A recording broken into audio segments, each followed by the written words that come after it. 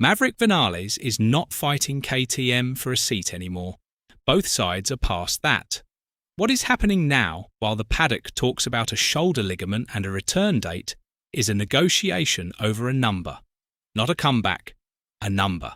KTM want out of a contract they signed, and Vinales is the only person who can sign the release. And sitting in the middle of it is Pol Espargaro, who said one strange sentence at Silverstone that tells you exactly which way this is going. So what is KTM actually paying for here?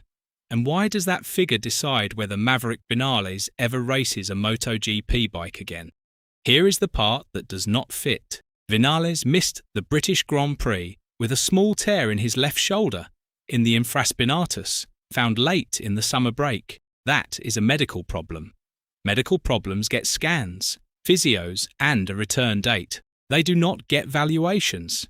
Yet everything moving around Vinales right now is contractual, not clinical. Aragon is at the end of the month, and that is the hard deadline, because if he does not appear there, Tech3 will have run 2 straight rounds without the rider whose name is on the contract.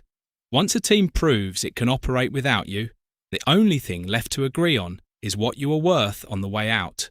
So go back to what actually broke, because it was not the shoulder.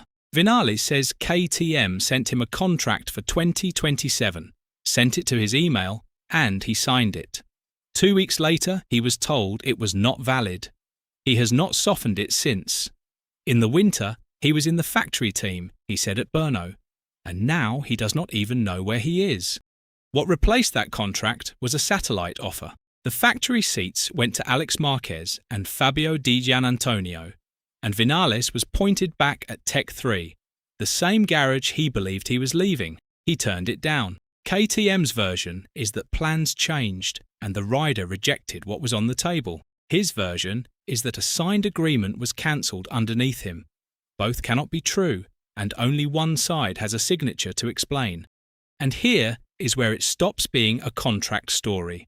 Reports in early August said KTM were considering dispensing with him as early as Silverstone, with Pol Espargaro on standby, potentially for every remaining round of the season. That is not how a manufacturer treats an injured rider it expects back. That is how it treats an exposure. Vinales pushed back publicly and insisted he would finish the year. That is his right, and it is also the whole problem, because a rider who refuses to disappear quietly has to be persuaded to. The Spanish journalist Diego Lacave went back to the same source that broke this story, and what he described was not a disagreement. He said the way it was told to him was that the whole situation had become deeply entrenched and really messed up. Not tense, not difficult, entrenched, which is the word you use for a position nobody can leave without losing something. And this is where it changes. Lacave did not stop at the mood in the room. He put a shape on what the two sides are actually doing, and it has nothing to do with a race weekend. What this is really about is money, he said. It is a song and dance to figure out the price for him not coming back. Sit with that for a second, because it inverts the entire story. Not the price for coming back early, the price for not coming back at all. Every headline for 6 weeks has framed this as a fight over a seat, and the people in the room stopped fighting over the seat a long time ago. They are now doing the coldest thing in professional sport. They are putting a figure on a career. But the story doesn't end there. There is a second voice in all this, and almost nobody listened to what he actually said. Pol Espargaro rode the Tech3 KTM at Silverstone and was brutal about his own pace, calling himself far too slow. He still brought it home 13th. A real ride for a test rider dropped into a modern MotoGP field. Then he was asked about Aragon. He said racing the next one there would be much better for him because his confidence is growing. And then this. If not, that's all right, because it would mean that Maverick will come back.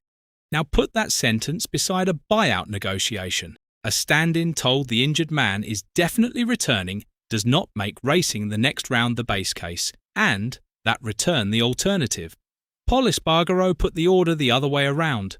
He talked about racing Aragon first, and treated Vinales walking back through the door as the thing that would cancel his weekend.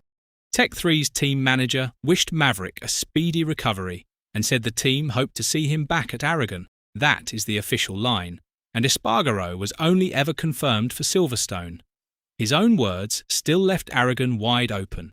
Here is what separates this from every other rider a factory has pushed out. And it is not the money. It is the detail nobody has priced in, and it turns a contract dispute into something much heavier. When KTM let Iker Lecuona go, he landed in World Superbikes and rebuilt a career there. That is the standard exit from a MotoGP squeeze, and it works.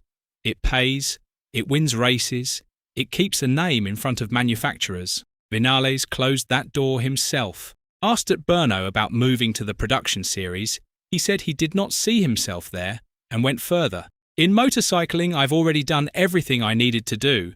There's nothing else for me. If I leave MotoGP, I'll enjoy life. He has also said he is burnt out and that he does not think he will continue, which is exactly why the number is so hard to agree on. People thought this was a rider fighting to save a seat. It is a rider negotiating the terms of his own disappearance.